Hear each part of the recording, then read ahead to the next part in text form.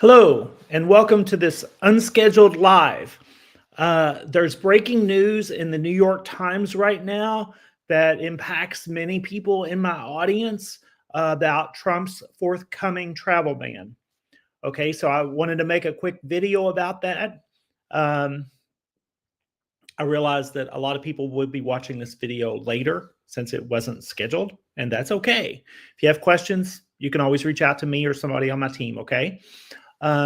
So your first question is, what is that? Well, the news in the New York Times has said that Trump is going to categorize countries into tiers, okay? And the red countries will be the ones with the travel ban that prohibits entry of all or most travelers. Orange, not all or most, will exempt like affluent travelers, like rich people or something.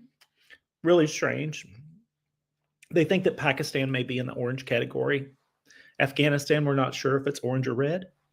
Okay, and then yellow is the countries that are not in compliance now, but could easily get in compliance with sharing information with the US, and they'll have like 60 days to do so or something like that.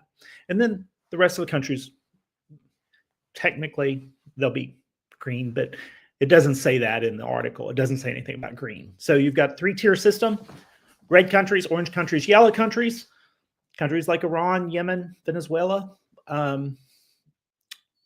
they're going to be red. We know this, okay? So let's dive in. Let's look at this article for a second, okay? Present, share screen. Give me just a second. Here it is. Trump administration prepares to revive and expand travel bans. This is on the New York Times. It is behind a paywall, but if you reach out to me, I will give you a version of it. I can gift you a version, I guess. It has just been, it's an article that's just been posted this morning. Where is this red country part? There's a red list. Let me see here.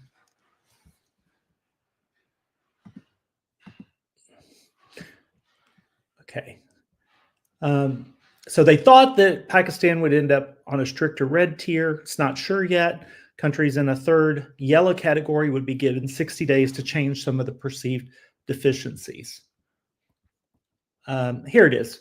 One of the officials said the proposed red list currently consists mainly of countries whose nationals were restricted under versions of Mr. Trump's previous travel bans. They're talking about Proclamation 9645 and Proclamation 9983, the Muslim and Africa ban during Trump's first administration.